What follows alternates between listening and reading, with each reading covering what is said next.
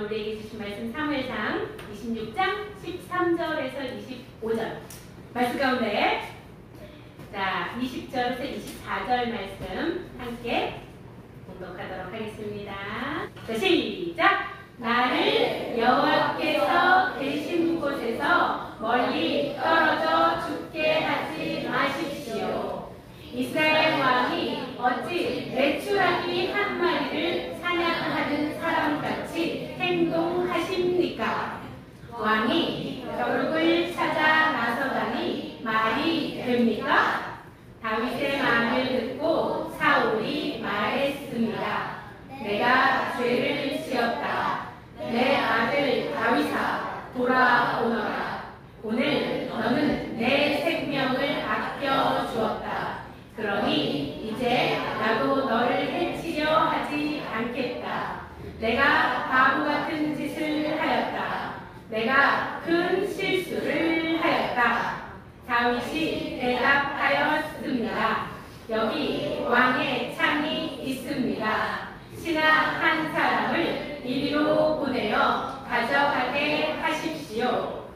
여호와께서는 옳은 일을 하고 충성하는 사람에게 상을 주십니다. 여호와께서는 오늘 왕을 나에게 넘겨주셨습니다. 그러나 나는 여호와께서 기름 부으신 사람을 해칠 생각이 없었습니다. 나는 오늘 왕의 생명을 아껴 주었습니다. 나는 여호와께서도 이처럼 내 생명을 아껴 주실 것을 확실히 믿습니다. 여호와께서는 모든 어려운 일에서 나를 구해 주실 것입니다. 아멘. 그럼 오늘 제목이 귀소 본능. 자 여러분, 요즘의 주인공이 누구야? 그렇지, 다윗. 아직 왕은 안 됐지만 하나님께서 기름 부어 주셨으니까 반드시 되겠지. 자, 다윗에게는 무엇이 있었다고 했어요? 하나님의 영이 있는 사람은 하나님이랑 함께 동행하는 사람이에요. 응? 하나님과 항상 함께 가는 사람. 응? 자, 우리 다윗이 사울을 왕을 피해서 도피를 해요. 그죠? 도망을 합니다. 다윗이 도피하는데 자, 1차 도피 행로에서는 우리가 무슨 생각을 하고 다윗이 도망갔다고 그랬죠? 내가 믿고 또 의지할 때가 도대체 어딨지? 이런 거 찾아다녔단 말이야. 그치? 도대체 어딨나? 이렇게 찾아다녔어. 그런데 2차 도피 행로부터는 다윗이 슬슬 하나님을 알기 시작했어요. 그러면서 어떻게? 하나님 뜻이 어디 있는지를 먼저 생각할 수 있게 되었어요. 우리 지난주 다윗이 어디에 있었다 그랬지? 그렇지. 광야는 유다 땅 여기. 유다 땅 여기요. 여러분, 다윗이 지금 이렇게 도피를 하는 과정은 사람의 눈, 즉 다윗의 모습에는 도망가는 모습으로 보이지만 이 시간을 통해서 다윗은 어떤 시간이었어요? 하나님이 어떤 분인지 알아가는 시간이었어요. 오늘 우리 성인 예배 때 장님 코끼리 다리 만지기 그 예화를 설명해 주셨는데 그 뭐예요? 장님, 눈이 보이지 않는 사람이 코끼리를 만져서 표현을 한다고 생각하면 어떻게 할 것 같아요? 다리 만진 사람은 코끼리는 큰 기둥같이 생겼어. 코를 만진 사람은 코끼리는 뱀처럼 길게 생겼는데 뭔가 동그란데 거기서 뭔가 축축한 느낌이. 그 다음에 꼬리 만진 사람은 채찍처럼 생겼어. 코끼리는 채찍이야. 이거예요. 다윗이 하나님이 어떤 분인지 몰랐는데 경험을 통해서 어떻게 하나님은 나를 보호해 주시는 분이고 하나님은 나를 지키시는 분이며 하나님은 나의 원수를 대신 갚아주시며 악인들을 멸망시켜 주시는 분이다. 이런 거를 알아가는 시간이었다고 했지요. 오늘 여러분 여기 보면은 말풍선에 다윗이 하는 말풍선 중에 빨간색 말풍선을 여러분들이 좀 눈여겨서 봐줬으면 좋겠어요. 자, 십광야에 있다는 것을 누가 얘기했어? 이 십광성 같은 지파 사람이 누구한테 가서 얘기했어요? 사울한테 가서 얘기했어요. 그랬더니 사울이 어떻게 했습니까? 가만히 있었나요? 최정예 군사 3,000명. 그렇지. 최정예 군사 3,000명을 소집해서 다윗을 잡으러 출동했어요. 그런데 그 모습을 누가 보고 있었어요? 다윗이 먼저 보고 있었어요. 왜 왔지? 갑자기 사울왕이 지난번에 분명히 뭐라 그랬어? 엔게디 동굴에서 이제 난 너를 죽이지 않을 거야, 쫓아가지 않을 거야 해놓고서 어떻게? 또 왔네? 그때 그 병사들 3,000명을 끌고 또 왔어. 왜 왔을까? 하고 정탐꾼을 보내보았더니 다윗을 죽이러 온 것이었어요. 그런데 사울왕이 진을 치잖아요. 그죠? 군대가 이렇게 진을 치는데 사울왕이 어떻게 진을 쳤었다? 자기는 한가운데 있고 최정의 3,000명 군사가 삥 둘러서가지고 자기를 지키고 있었다. 나는 너무 안전해. 그러나 실제로는 사울은 너무나 불안에 떨고 있었다라는 것을 알 수 있었어요. 왜? 3,000명이 지키고 있었는데도 뭐예요? 창을 어디다 뒀어? 자기 머리맡에 딱 꽂아놓은 거야. 뭐예요? 다윗이 나를 죽이러 오면 내가 먼저 창을 열어서 찔러 죽여야지. 이렇게 하고 만반의 준비를 하고 잠을 들었으나 그러나 안타깝게도 이곳 가운데 다윗이 갔다 안 갔다? 갔다? 누구랑 같이 갔다? 아비새. 아비새는 다윗의 무엇이었어요? 조카. 다윗의 조카랑 같이 누나의 아들입니다. 그치? 갔는데 아비새가 전부 다 자고 있네. 전부 다 자고 있네. 이때가 기회다. 사울왕을 죽여버리겠습니다. 단칼에 내가 이거 두 번 찌를 것도 없어요. 한 번에 죽여버리겠습니다. 했는데 다윗이 어떻게 하지요? 안 된다. 하나님께 기름 부음 받은 사람 이렇게 죽이면 안 된다. 이 사울은 악한 자의 힘으로 하나님께서 죽일 거야 라고 이렇게 하고 무엇만 들고 나갑니까? 창과 물병, 머리맡에 물병만 들고 갔어요. 그래서 뭐예요? 뭡니까? 그래서 멀리 올라가요. 가까운 곳이 아니 그림에는 가까운 곳이잖아요, 여러분. 그런 그림을 찾지 못해가지고 목사님이 어쨌든 자 그래서 멀리 떨어진 언덕에 한참을 올라가서 저 진이 보이는 곳에 올라가서 다윗이 외칩니다. 뭐라고 외칩니까? 다윗처럼 외쳐봅시다. 시작! 아브네라! 군대 장관. 맞았어. 사울의 군대 장관. 뭐예요? 싸움 제일 잘하는 사람. 사울 옆에서 낮이나 밤이나 지키는 경호원. 군대 장관 자고 있어. 아브네라! 이렇게 부르니까 아브넬이 깜짝 놀랐어요. 여러분 생각해봐. 이 적막한 곳에 광야에 그죠? 아무 소리도 안 나는 깜깜한 밤에 갑자기 누군가를 부르면은 천둥 소리처럼 들릴 거 아니에요, 그죠? 이때 이 그림에는 나타나 있지 않지만 이 텐트 안에서 다 자고 있는 거예요. 지금 사울은 자고 있는 겁니다. 아브넬아! 이렇게 부르니까 아브넬이 대답합니다. 뭐라고? 누가 왕을 부르느냐? 왜? 자기가 소리야? 이상하잖아. 이게 무슨 소리야? 자기가 왕이야. 아브넬이 왜 이렇게 말을 했을까? 자기가 이게 뭐냐면 어떤 표현이냐면 이거예요. 누가 잠자는 사자의 코털을 뽑았느냐 뭐예요? 누가 왕께서 주무시는데 떠드느냐? 이 말이에요. 무슨 말인지 알겠어요? 왕이 주무시는데 누가 아브넬아! 불렀다는 거지. 이게 누가 지금 왕이 주무시는데 떠들어? 이 얘기예요. 자, 그런데 다윗이 얘기합니다. 어떻게? 다윗처럼 읽어봅시다. 시작! 너는 군대 장관으로서 너의 주 왕을 보호하지 않았다. 뭐야? 너 잘못했어. 네 백성 중 하나가 네 왕을 죽이러 들어갔다. 너는 큰 죄를 지었다. 너는 죽어 마땅하다. 이렇게 외칩니다. 여러분, 누군지 몰라요. 누가? 이 단어 알아요? 이거 뭔지 알고 오늘 목사님이 한자를 많이 쓴다. 비서본능에 직무유기까지. 직무유기가 어떤 뜻이다? 직책이나 직업상에서 맡은 사물을 책임지지 않고 내다가 버리는 거. 여러분들 아이를 영아 유기 이런 거 들어봤어요? 내다 버리는 게 유기예요. 내가 해야 되는 일인데 내가 마땅히 하지 않고 내 일을 내다 버리는 거. 자! 죄가 뭐라 그랬어요? 하다트 민나가. 죄가 하나님께로 향해야 되는 인간이 하나님께 향하지 아니하고 다른 곳으로 간 것을 죄라고 했잖아요. 그런데 죄가 이럴 때도 우리가 죄라고 하잖아. 어떤 악한 행동을 한 것도 죄라고 하잖아요. 지금 너 죽을 죄를 지었어 하고 다윗이 아브넬한테 얘기하는 이 죄는 어떤 죄냐면 준서가 이런 죄야. 읽어봅시다. 시작. 마땅히 해야 할 일을 하지 않은 것에 대한 그것도 죄다. 어떤 죄? 죽을 죄다 라고 얘기를 해요. 어머나 큰일 났네. 너희도 큰일 났다 이제. 마땅히 해야 할 일을 하지 않을 것에 대해서 넌 징후유기야. 넌 죽어야 돼 라고 했는데, 자 우리 그림을 한번 볼까요? 자, 학생이 마땅히 해야 할 일은 무엇일까요? 그런데 나는 공부를 열심히 합니까? 네. 공부를 게을리하는 사람은 그럼 뭐다? 징후유기다. 나의 학생의 직분을 내다 버린 거예요. 자 그러면 자 엄마의 직무는 뭐예요? 아이를 돌보고 양육하고 뭐예요? 아이에게 최선을 다하고 기도해주고 또 뭐예요?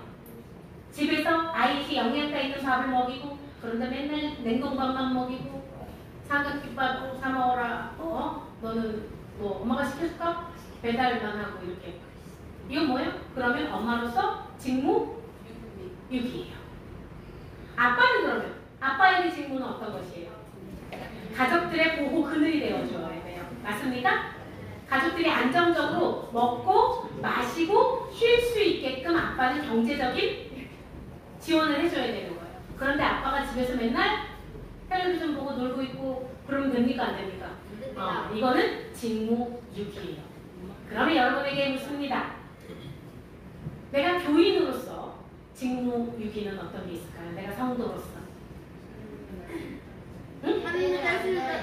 불순종하는 거? 불순종하는 것도 직무유기예요. 또 기도하지 않는 거. 기도하지 않는 것도, 예배하지 않는 거. 그렇지. 또 말씀을 가까이 하는 거. 말씀을 가까이 하는 거. 맞아요. 말씀을 통해 하나님께 가까이 나가지 않는 거. 하나님께 가까이 나아가지 않는 거. 맞아요. 순종하지 않는 거. 그렇지. 이런 것들이 다 뭐다? 직무유기다. 무슨 말인지 알겠어요? 자, 집사로서는 직무가 뭐가 있을까? 집사, 교회 집사. 40분까지 와야 돼요. 맞습니다. 교회를 세우는데 헌신하여야 합니다. 누구보다도 기도하여야 합니다. 말씀을 더욱더 가까이 하여야 합니다. 맞습니다. 그것을 얘기하는 거예요, 여러분. 그런데 다윗이 아브넬아, 너는 네 주 왕을 지키는 것이 너의 본업인데 그것을 하지 않았으므로 너는 죽어 마땅하다. 이 목소리를 듣자. 이쯤 되면 누가 깼을까? 안 깼을까? 그렇지, 사울이 깼어. 사울이 깨가지고 이거를 듣고 있었던 거야. 그러면서 네가 내 아들 다윗이 맞느냐? 보이지 않는데 사울은 이 다윗의 목소리를 알았다 몰랐다? 알았다. 왜? 사울이 평생 생각했던 사람은 누구예요? 다윗이야. 내가 죽여야지. 저걸 죽여야 내가 왕을 길게 할 텐데. 그치? 그러니까 다윗 목소리만 들어도 저기 아미도 아니고 뭐야. 목소리만 딱 들어도 아는 거야. 아브넬은 너는 누구냐? 이렇게 했는데 사울은 바로 딱 아는 거야. 네가 내 아들 다윗이 맞느냐? 잠이 그렇겠지. 왜 아들이라 그래? 이상하니까. 원래 뭐라고 부르지? 사울이? 이세의 아들. 이세의 아들. 근데 다윗이 아들이라고 또 한 번 부른 적이 있어요. 그러니까 엔게디 동굴을 했어. 그치? 할 때. 그치? 엔게디 동굴에서 할 때도 뭐라고 불렀어요? 내 아들 다윗아. 이런 사람을 두고 우리가 속담에 있어요. 자 보세요. 자 읽어봅시다. 한수야 같이 가자. 잘안 보여요. 잘 안 보이지? 그러면 앞에 앉으면 돼. 여기 얘가 뭘 보고 있어 얘들아? 과자를 보고 있어. 이 친구한테 과자가 있는 거야. 그러니까 얘가 과자 얻어먹고 싶어가지고 맞지? 야! 나 같이 가자. 나 너랑 같이 가고 싶었어. 라고 하는 거야. 그러더니 야, 나 너랑 친해지고 싶어. 매일 같이 가자. 그래? 그랬어. 근데 이 친구가 그거 나 이거 도와주면 안 될까? 그랬더니 뭐야? 오늘은 나 약속이 있어서 먼저 갈게. 쌩! 뭐예요? 과자 먹을 때는 같이 가자고 하더니 달면 삼키고 쓰면 오, 요 정도는 안다 이거지. 그렇지. 달면 삼키고 쓰면 뱉어버리네. 이런 변덕쟁이를 뜻할 때 우리가 이런 속담을 쓰는데 사울이 그랬던 거야. 얘들아 어때? 평소에는 어떻게 불렀어? 이세의 아들. 이러다가 지가 이제 죽을 것 같으니까는 내 아들 다윗아. 이게 뭐예요? 여러분 주변에 내가 지한테 좋은 말 할 때는 어머나 고맙습니다 했다가 내가 지한테 바른 소리 할 때는 이런 사람들은 요 속담에 딱 적합한 사람. 달면 삼키고 쓰면 냅다 버린다. 먹을 게 친구한테 있으면 친하게 지냈다가 이 친구가 나한테 도움이 안 되면 땡 가버리는 거야. 그런 사람이 사울이었다라는 걸 알 수 있습니다. 그때 다윗이 뭐라고 대답합니까? 시작. 내 주 왕이여. 그렇습니다. 와, 자기 주기로 지금 몇 번째 오는 거야. 그런데 사울한테 뭐라고 해요? 내 주 왕이여. 그렇습니다. 끝까지 자기의 주님, 자기의 주인 된다라고 고백하는 거예요. 그리고 뭐라고 합니까? 읽어봅시다. 시작. 왜 저를 쫓고 계십니까? 저의 죄가 무엇입니까? 자, 목사님이 아까 여기 말풍선에서 무슨 색깔? 빨강색은 조금 우리가 눈여겨보자고 했죠? 그럼 천천히 한번 읽어봅시다. 시작. 왕을 진노케 하신 분이 여호와시면 여호와께서 저를 제물로 받으시기를 원합니다. 이게 무슨 뜻일까요? 왕이 제가 잘못이 있어서 이렇게 화가 나셔서 저를 죽이려 하신다면 저는 기꺼이 여호와의 제물이 되겠습니다. 어떤 뜻인지 알겠어요? 죽는다. 이것이 하나님의 뜻이라면, 왕이 나를 이렇게 쫓아오는 것이 하나님의 뜻이라면 저는 기꺼이 죽겠습니다. 라고 고백하는 거예요. 또 보세요. 그러나 왕을 진노케 한 것이 사람이라면 여호와께서 그들을 저주하시기 원합니다. 뭐예요? 모든 것을 저는 하나님 앞에서 심판받겠습니다. 저는 하나님 손에 달려 있습니다. 그것을 얘기하는 거예요. 자, 우리 서유리의 부사 모든 것이 여호와의 것 써 있는 것처럼 뭐예요? 여호와께 제가 모든 걸 맡기겠습니다. 이 태도인 거예요. 무슨 말인지 알겠어요? 다윗이 이 문제를 놓고 사울 왕이시여 저는 하나님 앞에서 심판받고 싶습니다 라고 얘기하는 거예요. 여러분 알아요? 왕이 한 명 있으면 왕 옆에는 그 권력을 힘입어서 한 달씩 차지하려고 하는 사람들이 어떻게 해요? 계속 왕을 충동질을 해요. 옆에 당신 죽이셔야 합니다. 그래야 왕자가 오래갑니다. 그 말인즉슨 뭐예요? 다윗이 죽어야 우리도 잘 오래 해먹을 수 있습니다. 이 말이에요. 그래서 옆에서 왕을 충동질하는 사람들도 많다 적다? 많아요. 그러니까 그 사람들이 잘못한 것이면 그들은 하나님께 저주를 받을 것입니다. 라고 얘기하는 거예요. 또 뭐예요? 그들은 여호와께서 내게 주신 땅에서 나를 쫓아냈습니다. 뭐예요? 나의 영원하신 기업, 그 유다 지파 땅에서 내가 살아야 되는데 맞습니까? 그런데 여호와께서 당신들 때문에 나는 그 땅에 있지 못하고 쫓김 당했어. 또 빨간 글씨 또 나왔네. 읽어봅시다. 시작. 여호와께서 계신 곳에서 멀리 떨어져 죽게 하지 마십시오. 다윗이 지금 무엇을 고통스러워해요? 그냥 죽는 거를 고통스러워해요? 아니에요. 왜 제가 여호와 앞에서 멀리 떨어져서 죽게 하십니까?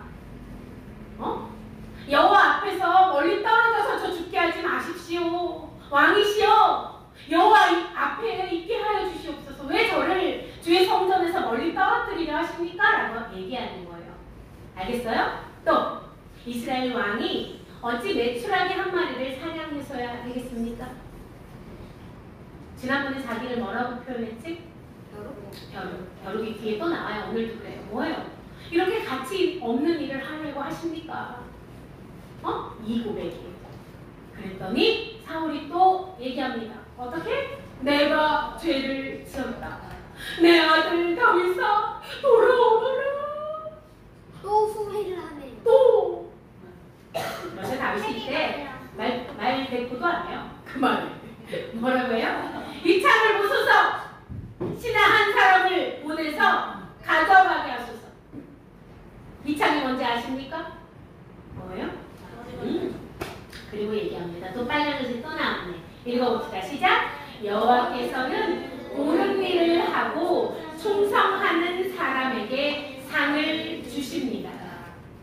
여호와께서 왕을 제 손에 넘겨주셨으나 나는 여호와께서 기름 부으신 사람을 해칠 생각이 없습니다.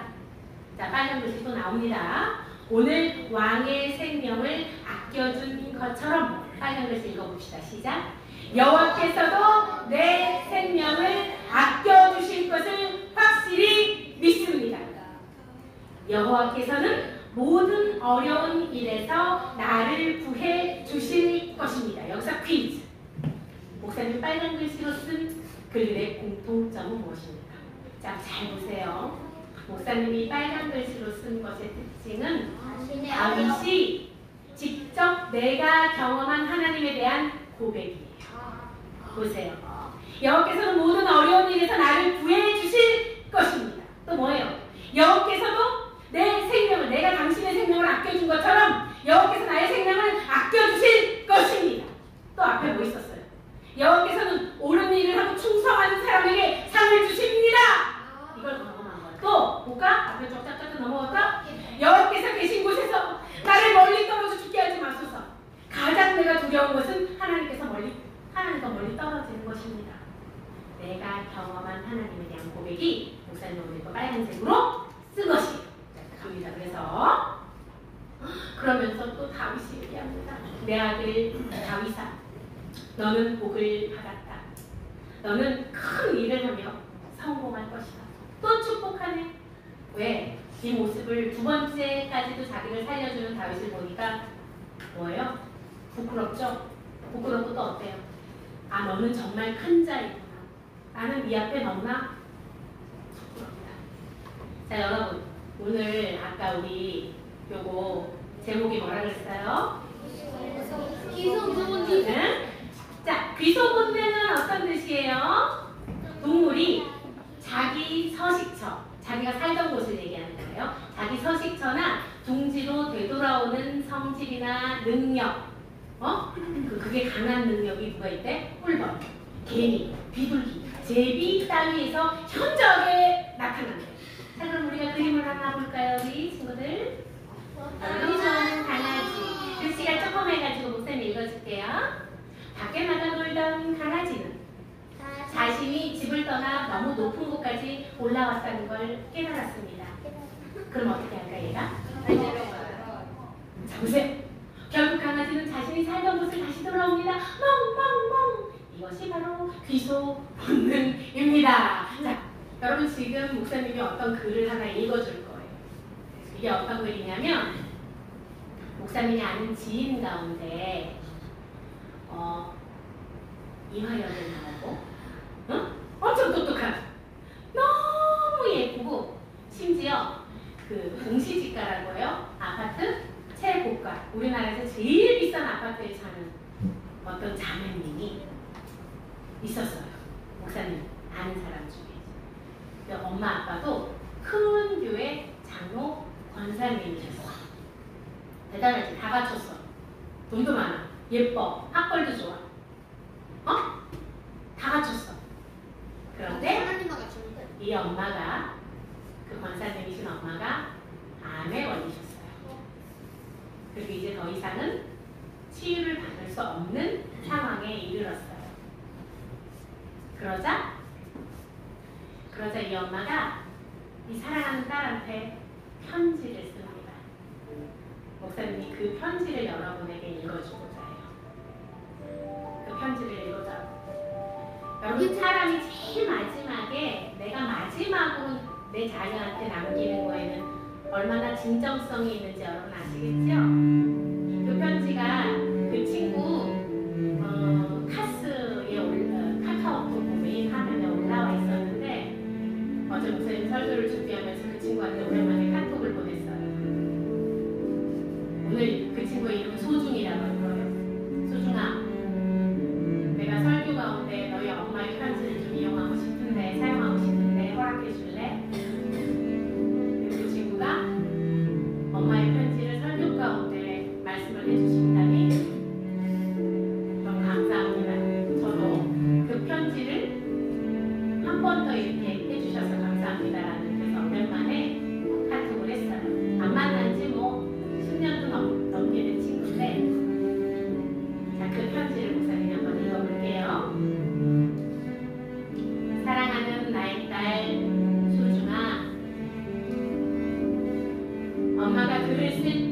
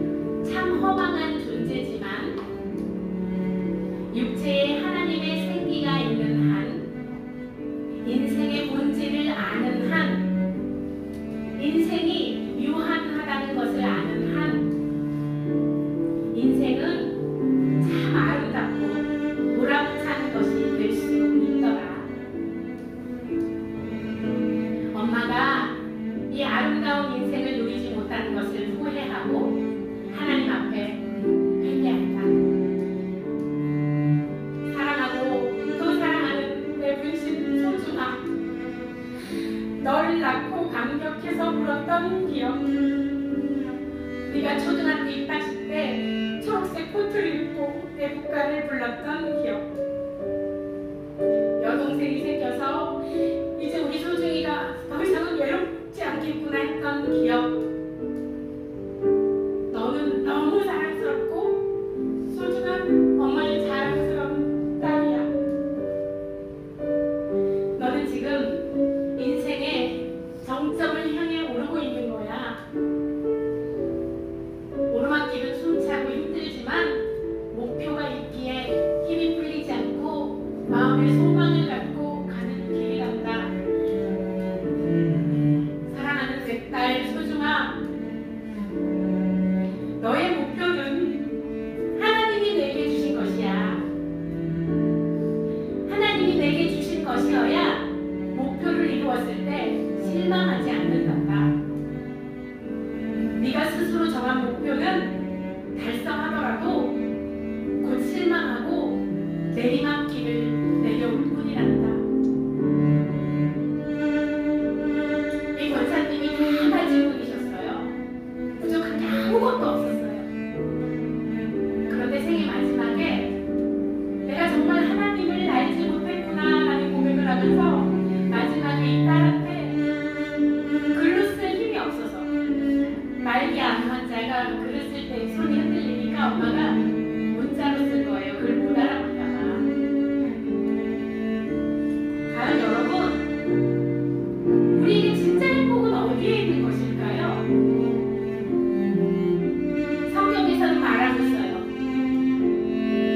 샬롬, 평안한 것은 하나님과의 관계에서 시작됩니다. 내가 하나님과 샬롬할 때 모든 세상은 샬롬해요. 내가 나의 본질이 무엇인지 깨달아 알 때 내가 다시 흙에서 출발해서 내가 다시 흙으로 돌아간다는 것, 그리고 내 영혼이 하나님께로 돌아간다는 것을 알 때 사람은 그제서야 평안함을 찾을 수 있습니다.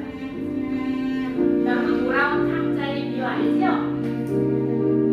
아빠도 돈 먼저 달라고 그래서 멀리 떠나갔던 그 아들을 아빠가 어떻게 기다리고 있어요? 버선발로, 맨발로 아들이 이제나 저제나 올까 하고 계속 기다리고 있지요? 하나님께서 오늘 여러분들을 그렇게 기다리고 있어요. 딸아 어디 있니? 아들아 어디 있니? 나의 사랑하는 내 목소리가 들리지 않니? 왜 마음문을 그렇게 닫고 열어주지 않는 거니? 네가 나랑 함께 할 때만 진짜 행복할 수 있다는 것을 왜 모르니? 내가 너를 지었단다. 내가 너를 지었고 내가 너의 길을 알고 내가 너를 구원할 것이며 내가 너를 사랑한다라고 하나님께서 오늘도 여러분에게 말씀하고 계세요. 하나님은 오늘도 우리를 애타게 기다리고 계세요.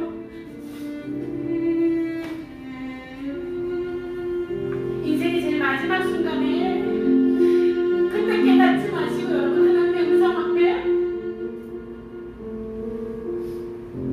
귀소 본능 어디로 돌아가야지 가장 행복한 것인지 우리는 압니다.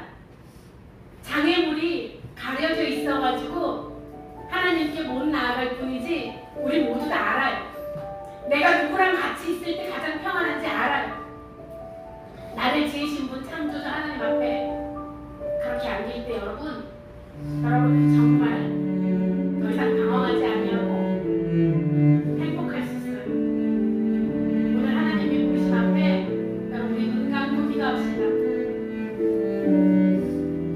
오늘도 나를 애타게 기다리고 계시는 하나님, 그런데 어떻게 하나님이 이렇게 보이지 않을까요? 무엇이 가로막혀 있어서 이렇게 하나님이 멀게 느껴질까요? 하나님이 이렇게 애타게 나를 찾고 계시는데 저는 도대체 무엇을 보고 있는 것일까요? 아버지, 생애 마지막이 되어서요. 그때서야 깨닫습니다. 우리가 이렇게 어리석습니다. 내가 흙일 뿐임을 결국 흙으로 돌아갈 수밖에 없음을 그때서야 깨닫는 어리석은 우리입니다. 아버지, 제가 죽기로 돌이킵니다. 아버지, 제가 죽게 나아갑니다.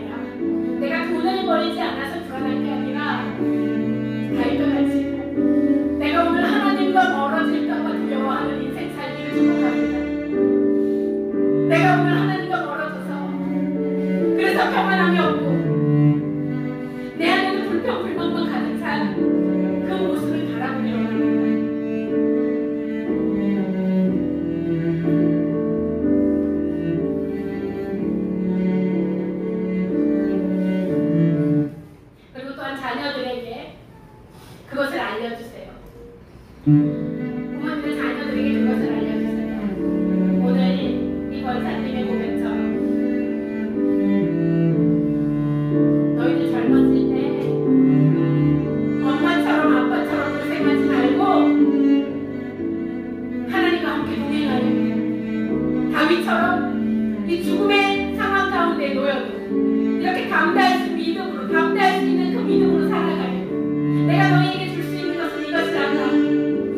하나님을 아는 그런 지혜가 너희들에게 자라나길 축복한다.